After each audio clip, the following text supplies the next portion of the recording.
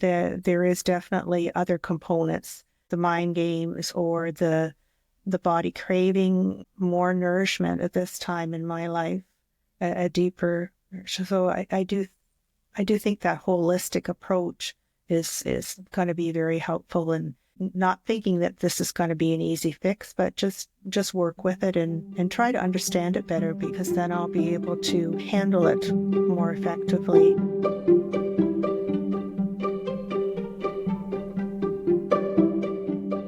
Hello, and welcome to the How to Take Care of Yourself podcast. I'm Veronica Wolff-Casey, and I am so thrilled that you're here. What I know about you, because you've joined this episode today, is that you're someone who wants to learn how to take control of the things that feel uncontrollable. I'm talking about cravings. Cravings are a fascinating blend of physiological, psychological, and deeper energetic patterns that reflect both our body's needs and our conditioned habits. Let's break this down both from an Ayurvedic and Western scientific perspective, covering why they happen, how they happen, and what can be done to manage them effectively. We'll also check in with a friend of mine, Beate, who was generous enough to sit down with us and talk about how she was struggling with some cravings. What are cravings? Cravings are intense desires for a specific substance or a type of substance. Usually it's food. Generally, we think about cravings in the context of food, but they can be for almost anything. Sometimes you can crave going for an action like a walk or something like that. But let's, for the purposes of our conversation today, keep it to food. These cravings for food are often thought about as the body's way of signaling a deficiency of some kind, not necessarily a nutritional deficiency, but perhaps an emotional deficiency or even a spiritual deficiency. They can be rooted in emotional, habitual, or even gut microbiome-driven factors. There's 5 different types of cravings. There's physiological cravings, so these ones arise from nutritional deficiencies, imbalanced blood sugar, or dehydration. There are psychological cravings. These usually stem from emotional states like stress, boredom, or just habit. There's microbiome-driven cravings, and this is where the gut bacteria that dominate your microbiome can demand certain foods to support their own survival. There are hormonal cravings, and this is where hormonal shifts, especially in women, menstrual cycle, pregnancy, menopause, those drive specific cravings. And then there's Ayurvedic cravings, which are often linked to imbalances in doshas, indicating underlying systemic disharmony. Why do cravings happen? Let's look at the science. Dopamine is a pleasure chemical, okay, that the brain releases when certain things happen, especially when we eat certain foods like sugar, fat, and salt. This creates a reward loop, which reinforces cravings for those foods in the future. Food is obviously not the only thing that releases dopamine, but it can be a big one. This is often when someone says they're an emotional eater. This is usually what they're doing. They're looking for the dopamine to help them manage any big feelings they might be having.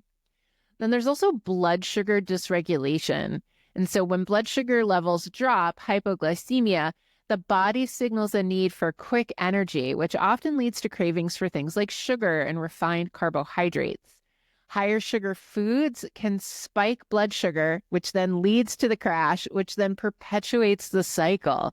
See how kind of sneaky all this is? Then there's the gut microbiome influence. Gut bacteria can influence cravings by sending signals via the gut-brain axis. And sugar-loving bacteria like Candida can trigger sugar cravings to sustain themselves. And then there's nutrient deficiencies. Chocolate cravings sometimes indicate a magnesium deficiency. Salty food cravings sometimes indicate an adrenal fatigue or sodium imbalance. Meat cravings, sometimes it's iron or protein deficiency. And if you're craving ice, You might have an iron deficiency or anemia. And I know all about this one. My Nana, my grandmother, who I love so much, she passed away a couple of years ago. She was an ice addict. She was always chewing ice. I remember this as a kid, and I like kind of got into it too, because when the people around you are doing something, you're little, you do it too. But we found out later that it was because she was anemic. So she got those ice cravings. And now I'm not a doctor. I'm just an Ayurvedic medical practitioner. So remember, everything I'm talking about here are just suggestions and information. None of this information stands in for information you get from your physician. So just a little disclaimer around that. Not a doctor. Don't even play one on TV. But I do know a lot about health, and I think this is relevant for people. Now, what about emotional eating and psychological triggers? I kind of hinted at that above as far as the dopamine release cycle, but this is when stress and emotional discomfort can lead to the cravings for comfort foods, usually carbs and fats, right? Sugar and fat and salt. And it's a form of self-soothing through that dopamine reward. Cortisol increases appetite. Cortisol is a stress hormone, if you're not remembering. And that makes you crave high caloric foods, but they're usually high caloric nutrient deficit foods, right? No one's getting healthy on a cookie. Yeah. And then, of course, our hormonal influences. So the menstrual cycle drives progesterone levels up and lowers serotonin. That can lead to cravings for chocolate and carbs. We've all been there. And then pregnancy, shifts in taste and hormonal changes can drive unusual cravings. We've all heard about the ice cream and pickle situation. And then, of course, menopause, the estrogen drops, and sometimes that can drive cravings for sugar and high fat foods. Okay, you with me so far? So let's look at the Ayurvedic perspective on cravings. It's really interesting because it's been my experience that when folks are out of balance, they'll tend to crave what keeps them out of balance because it's familiar. When you have a Vata individual and they're super out of balance and they've been out of balance for a long time, and remember that Vata is the combination of ether or space and air. So those qualities are light, dry, cold, mobile, rough, subtle. They'll tend to crave things that are like that. So they're eating popcorn, or they want salads, or they want to drink ice water. Now, if they're mostly imbalanced, but the Vata's a little out of whack, then they might have what we would call a healthy craving, where they're craving something that's going to bring them back into balance, like warm, nourishing, oily foods. They might want soup. They might want a warm cup of tea, something like that. So keep that in mind as we talk through these other doshas, because it's really important to remember that when a dosha is way out of balance and it's been out of balance for a long time, that's when they might crave something that keeps them there, as opposed to when the dosha is mostly in balance, but there is this little imbalance going on that they want to kind of right the ship and they know what's happening. Okay, so it's not, it seems a little counterintuitive, but it's not. So Pitta, fire and water, when they're out of balance, they tend to crave spicy, salty, fried foods, alcohol. Those will all keep them in Pitta. Those are all very Pitta aggravating foods. And so if they were in balance, we would have them have cooling, bitter, astringent foods like greens and coconut and cucumbers. We want to tamp down that excess heat in the body. We want to try and manage that acidity. Sometimes there's inflammation going on. And I've had the experience of this. I'm very Pitta, for those of you who don't know.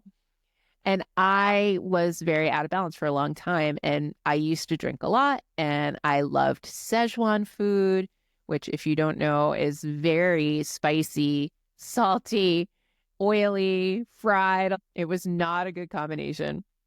It put me right over the edge. I was very angry a lot of the time and a little out of control, if I might admit it here to all of you. And then kapha, when kapha is out of balance, they tend to crave like ice cream or cake or heavy, dense, sweet, dairy-rich foods. They're going to keep them out of balance. They're going to keep them in kapha imbalance. We want to give them light, warm, dry foods with pungent, bitter, and astringent qualities. Pungent means hot, spicy. We want to give them those foods that are going to counteract. It all comes back to that law that we talked about a few episodes ago of like increases like, and the opposite balances. When Vata is out of control, we want to give them the opposite. Same with Pitta and Kapha. The other approach we can take to cravings is looking at the taste profile. Ayurveda classifies food into 6 tastes: sweet, sour, salty, bitter, pungent, and astringent. And cravings often indicate an imbalance in these tastes. If you're craving sweet, your body might need grounding and nourishment. If you're craving salty, you might be dehydrated or low in adrenal function. If you're craving spicy, you might need stimulation or warmth. I also think there's an emotional component. So when you're craving sweet, you might need a little more sweetness in your life. And sometimes we can work through that sweet craving by hugging a loved one or reading something sweet or watching a show or a program that has a sweet theme to it, or finding connection.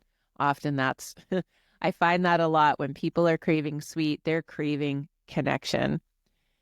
Craving salty, you might be needing to work on getting some anger out, right? Craving spicy, you might just need to get a little more activity. You might need to get a little more spicy in your life. We want to work with Agni if we discover that there are cravings. So we'll want to reset the Agni either by doing something like a digestive reset or cleaning up the diet so that the diet has a little less of the potential craving foods in it. Drinking ginger tea can be helpful. Using digestive spices, cumin, coriander, and fennel can help. But if the Agni is a little out of whack, sometimes that can lead to cravings. And then emotional regulation and mindfulness. If cravings are emotional, self-awareness practices like meditation or self-inquiry can really help. And it's important to be conscious of what's going on. I can't stress that enough, that the mindfulness component of managing cravings is huge. Whether you're taking an Ayurvedic approach or not, it doesn't matter. Being aware that you're craving something, that feeling of out of control, right? Because it's part of the component of cravings, as we'll hear from my friend Beate in a little bit, is that feeling of not being in control of what you want to be doing. Pulling that mindfulness component in, becoming aware of the behavior. How is the behavior coming? Where is it coming from? What do we do about it? Now that we've broken down some of the science of cravings, why they happen and what they might mean from an Ayurvedic perspective, I'd like to bring in a real life story here because let's be honest, understanding the theory behind cravings is one thing, but navigating them in everyday life is something else entirely.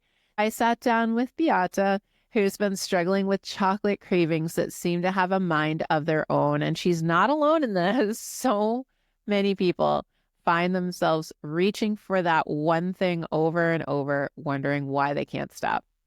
But what's really going on beneath the surface? Is it biology, habit, emotion, or something deeper? Let's dive into Beate's story. Hello, Beate.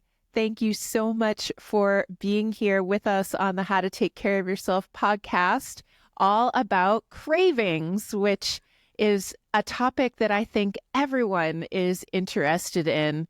Could you give our audience a little bit of context? Who are you? Where are you from? Where do you live now? Tell us a little bit about you. I live in Kingston, Ontario, Canada, and I have lived in this general area most of my life. I wasn't born in Canada, but I came to the country as a baby, and so been raised am a Canadian through and through. I'm married. I have two grown children and several grandchildren, some my own, some my husband's. We have a large family together and we love to spend time with family. I retired about 3 years ago now. I did office work. I was a bookkeeper for a construction union, office manager, all that sort of thing. Really enjoyed my career. But now I'm really enjoying being retired. Having more time for family and grandchildren has been wonderful. Time for some traveling, more time for my husband and I to be together, and for me to pursue some other interests. So this has been a very exciting chapter in my life, and I'm thoroughly enjoying it. And I'm very happy to be here today. Thank you so much for inviting me. Oh, well, we're thrilled to have you. And it sounds like you're in a very rich period of your life, and that's very exciting. Yeah, definitely. So, being that our topic today is all about cravings, I would love to hear about your cravings, your struggles, and your patterns. What foods do you crave the most? Chocolate. Chocolate. That is my weakness. I'm not particularly one for sweets. I don't generally crave sweets, but chocolate it seems to be just defeating me. It's actually gotten worse. And if I deny myself chocolate, say, okay, I'm just going to quit cold turkey, which I have done a number of times quite successfully. Now I'm finding that if I try to just, okay, I'm not going to have any chocolate, just not even going to have it in the house, that I am then wanting something sweet. And like I say, I'm not really a sweets person, like not candies or cookies or that sort of thing. I mean, I like them, but it's not what I would go to. I would go to like dried fruits, which are even sweeter. But for some reason that's what I'm doing. And then I overeat that and then I get all upset with myself. So really having trouble breaking that cycle right now. And I was wondering what Ayurveda might offer me. I thought maybe something with the six tastes or something, but really interested in maybe some insight there because I'm eating chocolate every day. And just once I have it, it's difficult to stop. I do stop, but it's a challenge. So. Well, let's break down this chocolate craving a little bit more. What kind of chocolate do you go for? Because as we know, there's a spectrum. Yes, I do generally choose a dark chocolate, a good quality chocolate. It's not like I'm having a candy bar. It would be like true chocolate. Yeah, and definitely a dark chocolate. Okay, and then how much are you eating? Oh, as much as I'll allow myself. I try to, if I have like one of the chocolate bars, like say a Lindt, chocolate bar or something like that, I would maybe have 2 pieces. I try to limit myself to 2 pieces, but I might break down and have more. So it's not, most of the time it's not vast quantities, but maybe 2-3 weeks ago, I had a bag of dark chocolate chips and I couldn't stop. I just couldn't stop. And like I say, if I try to just have something else, okay, just get the taste out of my mouth, I'll just, eat something else. Then I just overeat because I'm not getting what I want. Okay. And when do these cravings usually hit? Is it morning, night, stressed out moments, after meals? After meals, and usually more so midday. And yes, after meals, as if I needed a treat to finish my meal, which I mean, I really shouldn't. Okay, and what happens when you try to fight the craving? I heard you say that if you deny yourself the chocolate, that you'll possibly go to other sweets. But if you just deny yourself entirely, what happens? Well, in the past, like I said, I haven't been able to do that recently, but in the past, if I just said, okay, I'm going to go cold turkey, then there'll be a few days where I'm missing it, and I might be trying to supplement it with something else, but it's just a couple of days and it's gone. But more recently, that's not been my pattern. I just want the chocolate. Yeah. Okay. And do you feel like your cravings are emotional, physical, or is it something else? I'm not sure. And that's why I was wondering if there was something I can do, like, sort of a physical aid to help, because I'm not really sure. There isn't really any stress in my life, that would warrant that sort of thing. I don't feel bored. So I really don't know why it's become so difficult for me. What the hurdle is, I really couldn't say. Mm. Mm.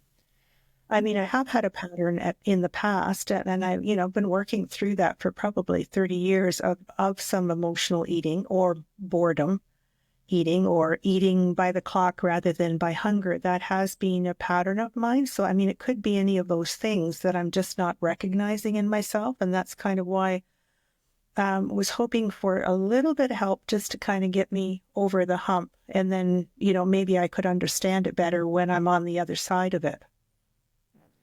Well, that kind of leads into my next question, which was, what is your relationship with food in general? And I hear you say you've struggled with emotional eating and time-bound eating in the past. I was overweight as a child and lost a lot of weight, or lost the extra weight when I was about 13, and have been a pretty average weight adult since then. I mean, I carry a few extra pounds, but not really what one would call overweight. I'm just sort of like a medium build, I suppose. I mean, it certainly wouldn't hurt to drop some pounds, but I don't need to for my health. And so when I lost the weight, I did that strictly by willpower.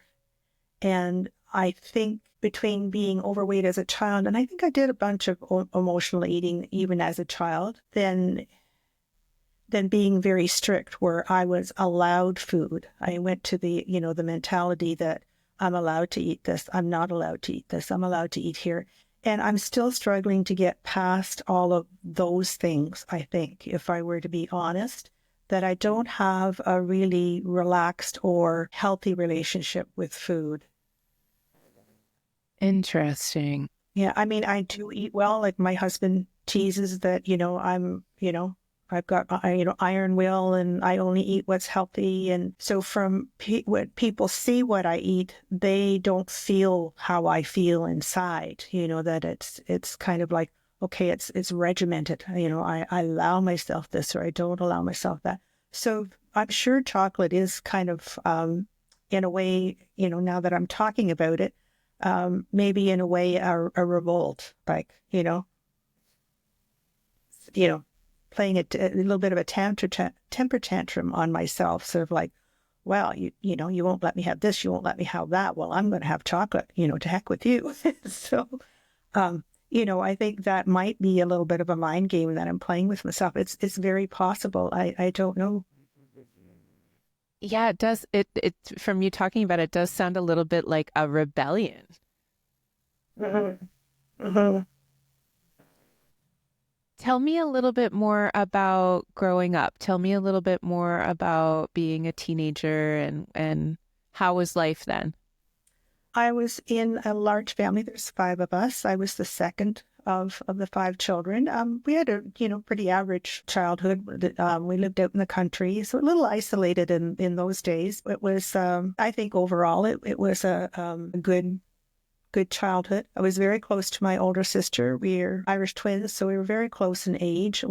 We fought terribly, but at the same time, we were very close. As a teenager, I did not enjoy my teen years. I found them very stressful. I was sort of the awkward teen, I would say.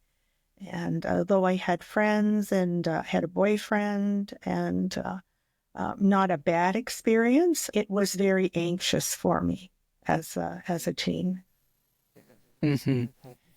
And then you were overweight until you were about 13, and then you really cracked down on yourself. Mm-hmm. And did it feel like life got more stressful or less stressful during that time? I think less stressful. Yeah, I was very proud of myself. I was really pleased to be able to drop the weight and be a better size. I mean, that would have been in the 70s, in the early 70s, and people were, really skinny, and there was the whole Twiggy thing, and there was, and just as much, if not more so, body conscious than the, times are now. And my sister was very slender, so I would compare myself to her, although we had different body types, which was difficult. She was always very, very slender. And that just came naturally to her. She could eat what she wanted and would be, be slender. And that was not my reality. Wow, that sounds really challenging to be faced with that in your own house all the time. Yeah. No wonder you fought. Oh, it's just typical sibling rivalry sort of thing. Yeah. Yeah, I know that one. So you got the weight under control by sheer force of will and branding things good or bad or allowed or not allowed. So giving a lot of weight to the choices and washing it in like a binary. So it's like that's good, that's bad. So that sounds like that could be a struggle, like of a constant almost, and don't let me put words in your mouth, but I'm wondering, was there shame involved in food choices? Did you ever find yourself making a food choice that was bad or not allowed and then feeling ashamed about it? No, I don't recall that. No. Were you indulging in food that was did you like give yourself a little space, like say at holidays, or like, did you have a cheat day during the week or anything like that? Not when I was in my teens. No, not when I first, dropped the weight. No, at that time I was very regimented. Yeah. That's impressive as a teenager. That teenagers are not known for that. Well, that's how I remember it. Maybe I'm not remembering clearly, but no, I think I was pretty, because I had promised myself I was not going to be overweight again. And I was, determined to keep that promise to myself. So, at that time, that's how I felt. I'd made that promise to myself. That's a pretty loving promise, it sounds like. In some ways, but in other ways, I think I was taking it so to heart that maybe I should have been easier on myself and had cheat days or been a little, just a little more caring towards myself. I got that way later on, when I had family and, you're cooking for children and, there's sweets and things around the house. I certainly did loosen up at that time. Towards food. But initially in my teens, I was very regimented. And so I'm wondering if this chocolate, because so I hear you say that chocolate feels like a problem, but I also don't hear you, like you're not eating, are you eating bars and bars and bars of chocolate, or is it just like 2 squares post-meal? For the most part, it's just two squares post-meal, but it's like I have to have it every day. It's, it's almost like an addiction, that I have to have it every day. And every once in a while it gets away on me. And I do, overindulge. I do have quite a bit more than that. And then, of course, you don't feel well. Yeah, because it's a lot of sugar and a lot of chocolate. It's a lot of density. Yeah. And I would like to be in control. I don't want the chocolate to be in control. I think that's, that hurdle that I'm trying to get over now is how do I manage it so that, yes, I can have a piece of chocolate once in a while and that's fine, and not think, okay, if I have that chocolate today, then I'm going to want it tomorrow and the next day and the next day, or, it's going to have power over me again. So it's how to get over that hump that I need a little help. And I'm not sure why it's all changed, like why now it's become a problem. Well, let's get into that then. So their cravings generally aren't random, and even if cravings are indicative of an addiction, because that's part of the addictive cycle, is that there's a strong, irresistible craving for a substance or a thing or an event or whatever the person has an affinity towards. And there's a lot of different reasons for that. And so one of the reasons why we crave what we crave is because our gut bacteria can literally make us crave sugar and things like that. And so, and there's fat in chocolate as well. So if we're talking about just chocolate, which is what's going on for you, then we're thinking sugar, there's caffeine, there's theobromine, which isn't necessarily addictive, but it's one of the constituents in chocolate that give us a good feeling, right? It's linked to that feeling because they say eating chocolate gives you a similar sensation to falling in love. And then there's the fat that's in there too. And so the sugar and the fat and the theobromine all give us a hit of dopamine, and the theobromine gives you a hit of oxytocin. And that's why it feels a little bit like a reward, like I deserve this. Right? Yeah. Yeah. Yeah. And for you too, I think there is that little rebellion, like, there's a 13-year-old still in you going, I get to have chocolate. Yes. Right? Yeah. Yeah. Right. Yeah. And often in Ayurveda, when we're craving things, it is a sign of imbalance. And so when we're craving things like sweets, like chocolate, sugar, that might mean we need more comfort or grounding or love or compassion in our lives. And it might be that we need it for ourselves to turn the self-love on, as opposed to needing love. Because it sounds to me you have a very rich family life with loads of people who love you to bits and pieces. But I'm wondering if there is that self-love component. Mm-hmm. Like, do you like yourself? Do you love yourself? Yes, I think so. Okay.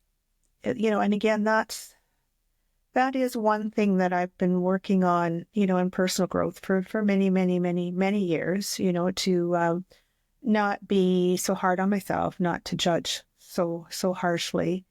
And just actually, it's interesting that you raise that, because just in the last few days, sort of coming to realize that maybe I need that deeper nourishment.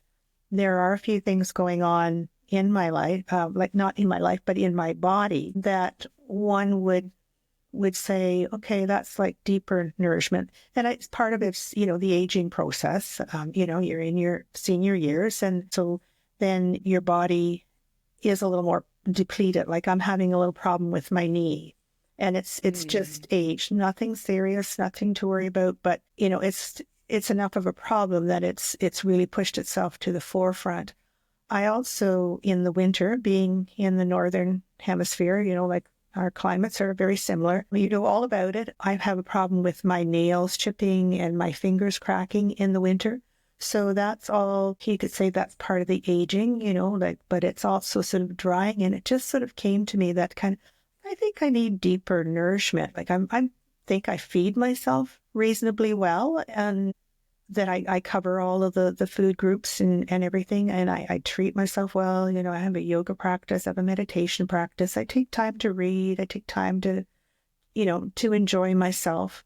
So I'm wondering, I was thinking, okay, like there's something maybe deeper that needs attention. So I've started a few practices, just to experiment to see if that helps. And it actually has felt very nourishing. So I think maybe you have hit on something. It's just my body maybe trying to draw attention to the fact that, you're kind of covering the bases on the surface, but underneath right now in this time in my life, maybe you need to be doing things that are nourishing that are not necessarily food, but the time and attention. And so listening to the podcast with Mona there recently, talking about, doing some oiling and some of those practices. One of the ones that I started doing, and again, I don't know why it came to me, but I was thinking, okay, I'll go with, intuition. This is coming from somewhere, was alternate nostril breathing. So I've only done that for a few days, But that too, something as simple and as easy as that has felt very nourishing. So that is one avenue that I'm pursuing for other reasons, because of my knee. I have osteopenia, so I have weak bones and then like the dry nails. So I'm thinking, okay, maybe, I don't think I need to add more fats to my diet. I'm doing other things in my diet that I think will help. I don't eat meat, but I do eat fish, so I eat oily fish, salmon and mackerel are on my plate regularly. So I think I'm getting enough of that sort of thing, but now I'm trying to just go that extra step with non-food choices. And I think you may really have hit on something with the chocolate. Maybe that's all part of it too. Kind of want, so screaming at me, be kind to yourself, treat yourself. Yeah. Yeah. I don't think cravings have always just one reason, right? I think we're not so simple creatures. I mean, sometimes it's super simple, but I think for the majority of us, there's a complexity behind these issues. And I think it could be that you need deeper nourishment. All the things that you just described are all Vata imbalance issues. And so then that would lead me to go, right, and you already said you're eating oily fish and you're contemplating oiling the body, and Nadi Shodhana is alternate nostril breathing is extraordinarily good for balancing Vata, and it is deeply nourishing because it helps to dilate the channels and balance them out, and I think that's an exceptional practice. And for the folks that are listening, I'll link in the show notes to the practice of Nadi Shodhana below. But I also think that it's possible that you do have a sugar addiction on top of it, and it, right, because when you can't get your chocolate, you go to sugar, but it's not the quote unquote drug of choice, so you have a tendency to overdo. And sugar addiction is really challenging, and it could mean a deeper issue. It could mean that you're potentially insulin resistant, which we do see in when we start getting 50 and beyond, the insulin resistant possibilities, especially if we are eating a more carbohydrate heavy diet, is there. So that would be something to look into, right? I think there's a couple of different ways we can approach it. And I think the first one, I would start by and you've probably done some of this. So cravings don't last very long. The actual craving, when you're having a craving, they last 3 to 5 minutes. And so I'm wondering, now you're speaking of the physical craving part of the sensation of the I want. Like, so cigarettes are the one that people often use because that's a really strong craving, right? Like when you want a cigarette, people have like, oh, I have to go have one or I'm going to die. But if it, the studies show that if they can sit for 3 minutes breathing, and the same is for any substance, chocolate, sugar, like, the broad spectrum of cravings, the actual physiology of the craving only really lasts 3 to 5 minutes. And then the rest of it's a mind game, right? Okay. And I'm wondering, because you already have the alternate nostril breathing practice, is that when you come to the end of your lunchtime meal, when your craving for chocolate is at its highest, if instead of reaching straight for the chocolate, if you did 3 to 5 minutes of alternate nostril breathing and see if you still want the chocolate after that. Mm-hmm. Yeah. Does that sound doable? It does. And for me, it has that a dual bonus in that it's keeping me busy. I'm not going to then, be, reaching for, a handful of raisins or something while I wait out my chocolate craving, or eating something else that I really don't want to eat just to kind of try to squash that chocolate craving. It's something active I can do to distract myself. So I think, yes, I think that could actually work for me very well. I'm not very good at, how they say, get down and do 10 push-ups or something like that. I'm not too good at doing that, but I think I could sit and do the alternate nostril breathing. Yeah. And because of what you said about dried fruit, et cetera, before, because often when I get folks that have sugar cravings, and this for our audience, if you're starting to work with a sugar addiction, which I think is the largest, most untreated addiction in I would say at least our countries, at least the Northern Hemisphere, if not the world, because of a bunch of nefarious things that went down in the 50s and the 60s, where they had an opportunity to villainize fat or villainize sugar, and sugar had more money. So fat got villainized and sugar didn't. That's a conversation for another time. But because of that, you often have to step people off their sugar addiction. So you ask them, what's your candy of choice? What's your sweet of choice? And they'll say pastry or chocolate or whatever. And they'll say, okay, great. I want you to have a date instead. And you can have one or two, but that's it. And it's like you're having a date meditation. It takes you 5 to 10 minutes to eat these 2 dates because you're really sitting with them, and like set a timer. And if you finish them before that, too bad, so sad, you don't get another one. But it sounds like if we gave you dried fruit, you would eat the whole bag and then feel sick in another way. And Yeah. I wouldn't stop there either. So I don't know that that's a good choice for you. So that's why I really like the alternate nostril Nadi Shodhana breathing for you. Mm-hmm. Mm-hmm. Yeah, I think that could be a very handy tool for me. Yeah.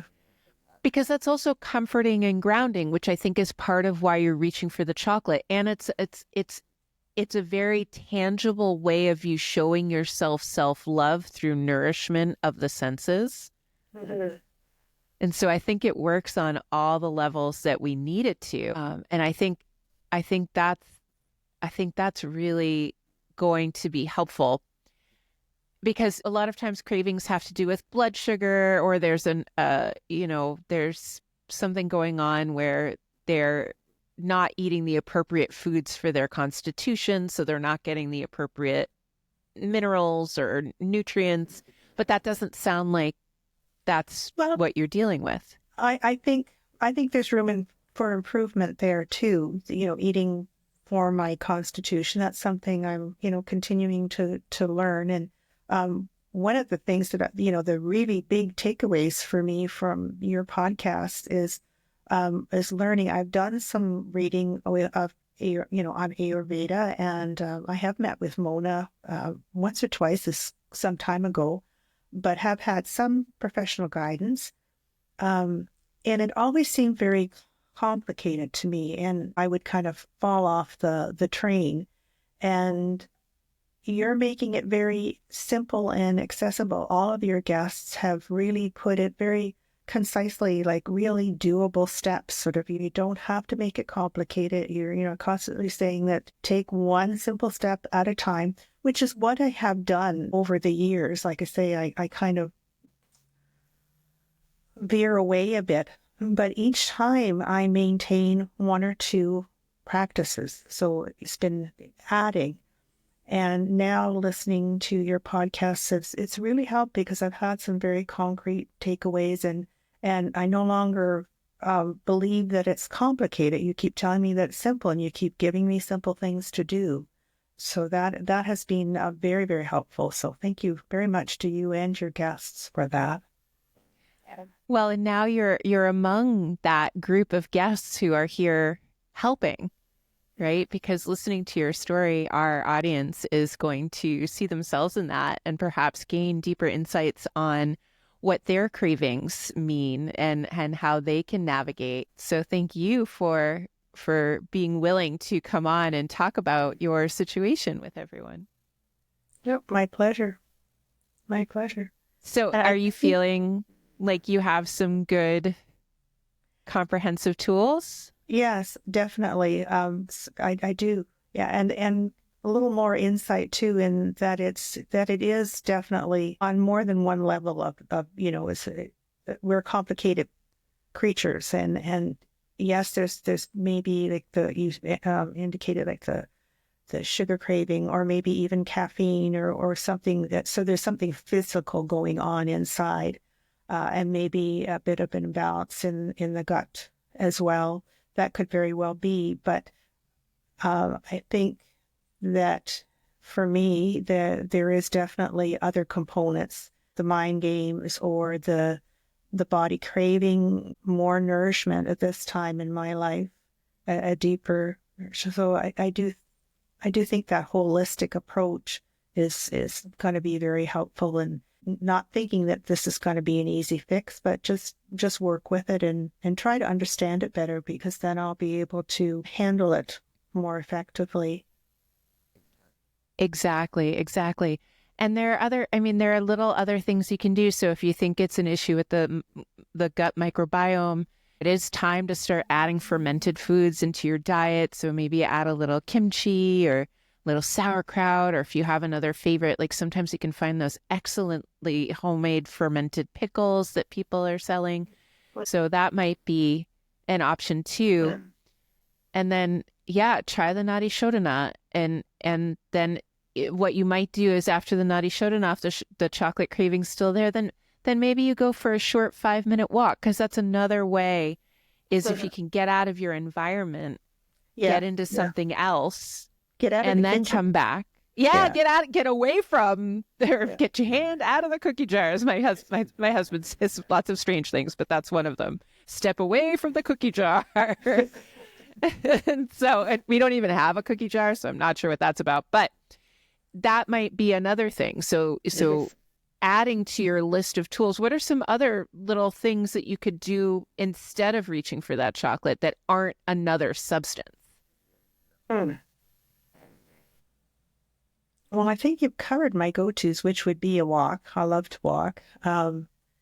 And getting out of the kitchen. I do have a tendency to sit and read at lunchtime, and I'm wondering if sitting in the kitchenette area of the house is the best choice for me. It's a lovely sunny spot this time of the year, and in the middle of the day. It faces west, so again, being in the north, that's really nice this time of year to have a sunny, warm spot to just enjoy when it's a little cold to be outside. But maybe that isn't the best place. Maybe I should be taking my book or my reader and moving out of the kitchen. I have thought that might be helpful. You could also move the chocolate. Well, that's true. Yeah. Because that's the other thing you could do, is you could make it like an obstacle, put an obstacle between you and the chocolate. Like, you go and you put it in a box that's in a drawer that's underneath a bunch of stuff. So like you have to make this huge choice to go and do that. And I have people do this a lot with their phones. So they're different, because people get addicted to social media and all sorts of things with their phones. So I'll have them put their social media apps in another folder on like an extra page on the phone, and they have a time limit, and you have to go through all this rigmarole. And they find that because there are all these steps, you're just that much more mindful not reaching. So then you can still enjoy your kitchenette, but the chocolate, is in the den, in the desk, in a box under the books that, so it's like somewhere else. Right. Yeah. And then you have to be very mindful. Then you're totally in control, because you're like, all right, I did my Nadi Shodhana and I did this, but, I still want one piece of chocolate, and I can have one piece of chocolate. So I'm going to go do that, and then enjoy the hell out of that chocolate. Make it a religious experience. Yeah. That's very doable. We're in a townhouse, so we have 3 stories, and we have which is the part basement, but our it's actually our front entrance as well section. That's where we have our pantry and our deep freeze. So I mean, you can easily stash it there, and I would actually have to do a flight of stairs in order to get to the chocolate, which would probably be a deterrent. Yeah. I think and so. My husband I think that has sounds like his a great study idea. in there, and he'd see me going for my chocolate, so that would be a deterrent too. And now there's accountability. I'd have to be, accountable. Not that he would care, but you could enlist him. Yes. honey, if you see me going for the chocolate, can you just ask me if I really want to do that? You don't have to stop me. You don't have to guilt me or anything. Just ask me, hey, hun, do you really want to do what you're doing? I have my husband enlisted in this in several different things, and it's so helpful to have someone else ask you so you can be like, wait, I don't know if I do. Now I have a moment to think about it because this person actually asked me. Yes. Yeah. That's a good point. It's a little embarrassing to ask your significant other to help you with something like this at first, but once you get used to it, then it feels like, oh, now I have a team. Yeah. Yeah. Yeah. Yeah. Teamwork always works. Teamwork makes the dream work. Absolutely. Yeah. Yeah. So there's lots of tools that I can apply, and I'm feeling pretty positive about them. I think I can make them work, at least to get me over that hump, because I know I can do it once I'm over it. I've done it. And I just, like I say, I'm not so sure why this winter it's been such a problem for me. But I think maybe it was those mind games. Isn't it funny, the games we play with ourselves? Right. And gosh, it strikes me like we always think I've gotten to the bottom of that. I'm all done with that. And then something happens, your knee starts hurting, or, the wind blows sideways. You're like, oh, I am so not done with that. Yeah. Yeah. Always layers. I have really, encountered that in my personal growth, that, in it, in any area, not necessarily eating habits or exercise or whatever, but in everything, it's layers. And it takes a long time. You think you're done, but then there's always that little something that creeps up again. And so many times I've said, I thought I dealt with that. I was sure I dealt with this, and here it is again. But I find it easier each time because you recognize it and you've worked through it before. And so there's this other little aspect to that issue, and you can handle it because you've done it before. And it's just one more little layer. So. Exactly. Yeah. And so you have the resilience of experience. Mm-hmm. Yes, exactly. In. Yeah. Yeah. That's very well put. Yeah. So now you have a toolkit, a cravings toolkit, a chocolate cravings toolkit. Yes. This is amazing. Yes, it is. I love that. So Nadi Shodhana, a walk, putting an obstruction or an obstacle between you and the object that you're craving, and then enlisting an accountability buddy. Mm-hmm. Yeah. I love it. Mm-hmm. Yeah. Well, I will move that chocolate when we finish here. And I promise I won't have any. You better not. I'm going to know. No. I'm going to have Mona come down and check on you. Yeah, that's right. She doesn't live that far from me. She could do it if she wanted to. So having the toolkit, I think, is helpful at this stage, but it's also going to be helpful to keep me on track. That it's, I'm not going to be afraid of it because, as I mentioned earlier, I've had this rule-based relationship with food that, okay, I'm not allowed to have chocolate. Well, yeah, I can have chocolate whenever I want. And yes, I can work through it if I get a little carried away. I have my tools, I can get through it. And then that, that would be nice. I have a real sensitivity to caffeine. I can't have caffeine because of tachycardia. It'll, my heart starts racing and whatnot. And I found, and I used to be, a coffee drinker. I loved my coffee. At times in my life, I drank way too much coffee. So having given it up because I had to, it really struck me early on how I appreciated the freedom from the addiction. You'd be holidaying or whatever, and it wasn't, "Oh, I've got to have coffee," or "I have to have a good coffee," or what. that was no longer, well, if I go there, are they going to have crappy coffee, or am I going to be looking for a decent cup of coffee? Or you get up in the morning and you're in a hotel or whatever, and you can't have your coffee when you want it. And none of that, like having that freedom was really, really nice. Because now I can't have it, so I've had to get over that addiction.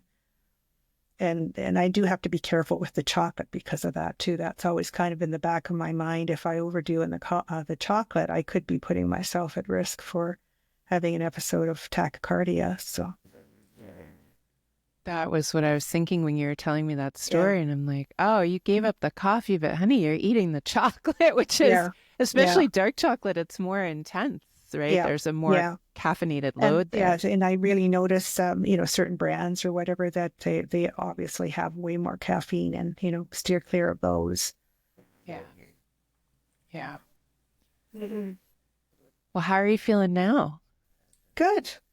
I have, you've certainly helped me pack that toolkit for sure. Fabulous. Yeah, I do feel very confident that I can get over this hurdle. Yeah. And if you stumble, that's okay. We just get back up and try again, because every day is a new opportunity. Yeah. And it sounds like you're pretty good about not getting down on yourself about stumbles. Yeah, I try not to be. Yes. Good. Because that's a whole nother thing. Yeah, and it's not constructive at all. No, it's not. So we have to have that loving compassion towards ourselves, that when we make mistakes of that nature, that it's okay, that we're learning, and that we have to give ourselves the opportunity to make stumbles. Because if it's not okay to mess up, you never do anything. Mm-hmm. Yeah. Right? Yes, that's right. Yeah, you're just paralyzed. Paralyze yourself for fear of failure or whatever. Yeah. Or fear of making a mistake. Which is the worst. Like because then you'll never even try to do anything new, because if you can't be perfect at it, why should you bother starting? Mm-hmm. Yeah. Very paralyzing. Mm-hmm. But that's not you. You're very brave. Oh, thank you. I don't see myself that way, but thank you. Well, I think it was brave to come onto the podcast and ask about cravings and talk about your cravings publicly in the hopes that you'd help someone else. And I think you were a very brave 13-year-old to take matters into your own hands and wage forward in your quest for a healthier self. Oh, thank you. You're welcome, Beate. Well, thank you very much for being on the podcast. It's been my pleasure. Lovely to meet you. And you as well, Beate. That conversation with Beate was powerful, because it's such a perfect example of how cravings aren't just about food. They're about patterns, emotions, even the stories we tell ourselves about what we can and can't have.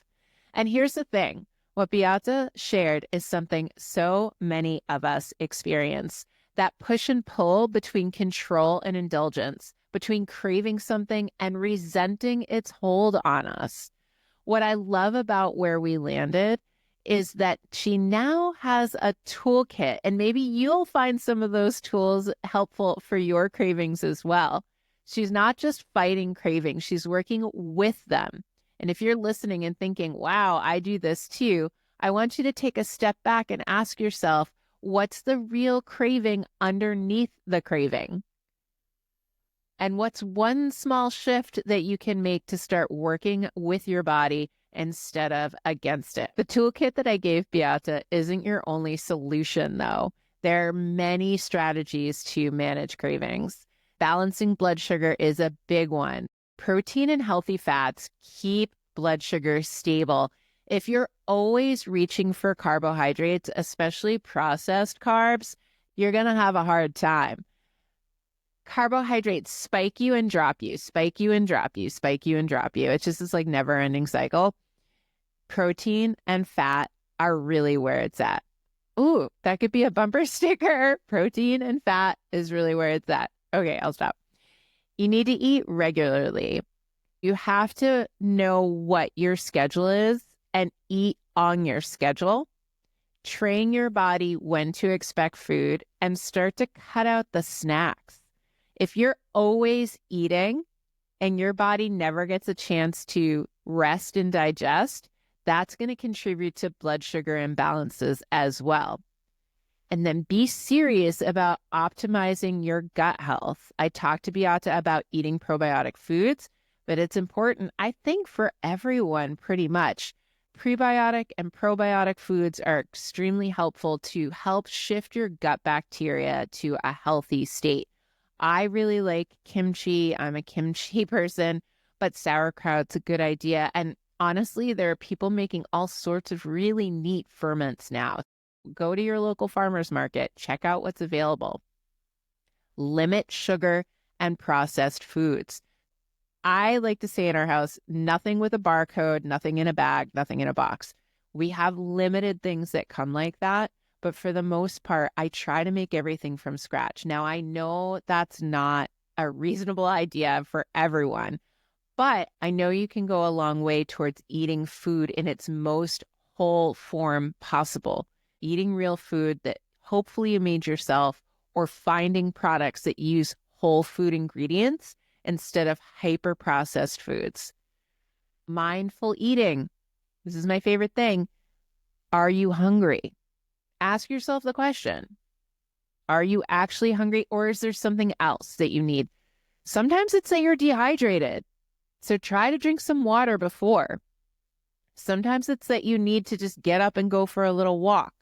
Sometimes it might be that you need activity, and sometimes you're hungry. But ask yourself the question and then give a little time for an answer. Manage your stress, especially these days.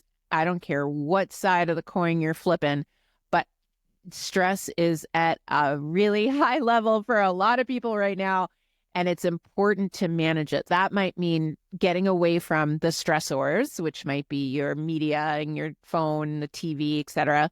Going outside, getting a walk, doing yoga, meditation, journaling, whatever tools you have, use them. That Nadi Shodhana, I'm going to link to it in the show notes below. Use these tools. I did a whole episode on it.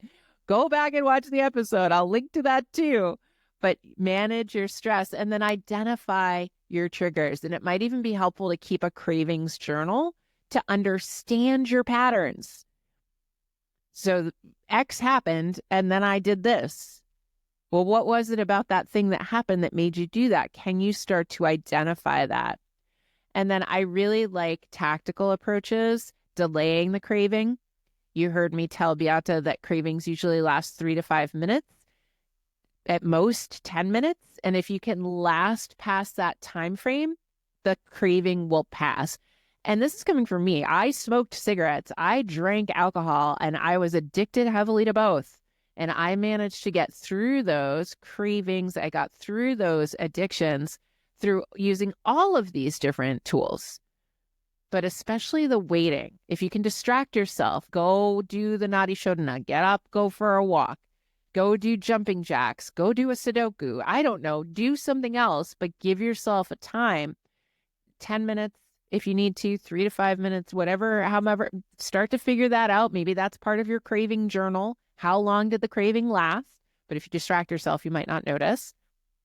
We talked about this already. Dehydration can mimic hunger, so make sure you drink some water first. Swap for healthier versions.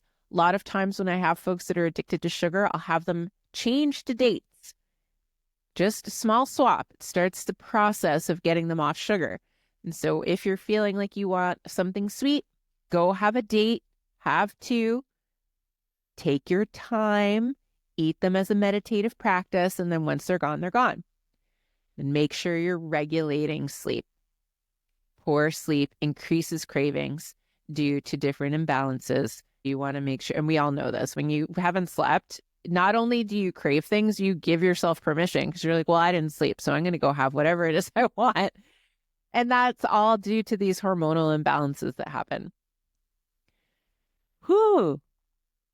We have a lot to work with, but let's recap and go over our practical plan to manage our cravings. Identify the craving type. Is it physiological, emotional, microbiome driven, or hormonal? Check for nutrient deficiencies. Check with your doctor if you are suspicious that there are nutritional deficiencies. Balance your doshas. Are you craving food based on an imbalance? Adjust accordingly. And then reset your gut. Reduce processed sugar, reduce processed foods, get some probiotics. Use Ayurvedic digestive practices. So drinking warm water, using spices, eating mindfully and quietly, no distractions. Manage your stress and your sleep. Address lifestyle factors that might be contributing to your cravings. Delay the craving response, like we said before, 3 to 5 minutes, at most 10. And then satisfy the craving in a balanced way. Pick something that is whole, nutrient dense, not going to throw you off. And remember that cravings aren't just about willpower, okay? There's a mix of biology, psychology, and deeper systemic balance that's going on. Whether you're looking at cravings through the lens of Ayurveda or Western science, the key is to listen to your body without blindly obeying its every whim. If we listened to every whim the body had, it would be a disaster. Thank you so much for hanging through this episode. I hope you found it useful. If you did, do me a favor and hit subscribe or leave a comment. Let me know what you thought. And in case no one's told you today, I love you. And I'm convinced of your capacity to continue crafting a life worth living. I'll see you in the next episode. Bye.